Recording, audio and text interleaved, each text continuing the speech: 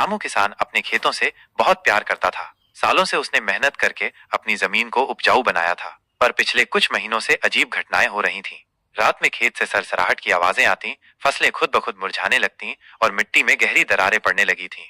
गांव के लोग कहते थे कि वह जमीन श्रापित है, लेकिन रामू को इन बातों पर विश्वास नहीं था। एक दिन उसने रात में जागकर देखने की सोची। आधी रात को वो मशाल लेकर खेत में गया। हवा एकदम ठहरी हुई थी और चारों तरफ अजीब सा सन्नाटा था। तभी उसे मिट्टी के अंदर हलचल महसूस हुई। धीरे धीरे जमीन में दरारें बनने लगीं और उनमें से काली धुंधली आकृतियां निकलने लगीं। वे आकृतियां इंसानों जैसी थीं, लेकिन उनकी आंखें गहरी लाल थीं। एक आकृति धीरे धीरे रामू के पास आई और फुसफुसाई, यह जमीन तुम्हारी नहीं है, ये हमारी है। रामू का शरीर कांपने लगा। उसने गांव में सुनी पुरानी कहानियां याद की। यह खेत उस जमीन पर था जहां कभी युद्ध हुआ था और हजारों सैनिक मारे गए थे। तभी दूसरी आकृति बोली, हमने यहाँ खून बहाया था, यह हमारी कब्रगाह है, अब तुम भी हमारे साथ रहोगे।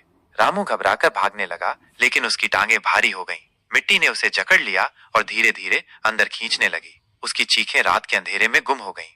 सुबह गांव वालों ने देखा कि रामू का खेत पूरी तरह सूख चुका था और उसकी जगह सिर्फ काली बंजर मिट्टी बची थी। कोई नहीं जानता कि रामू कहाँ गया, पर उस रात के बाद खेत में फिर कभी कोई फसल नहीं उगी। गांव के लोग वहां जाने से डरने लगे और धीरे धीरे वह जगह वीरान हो गई।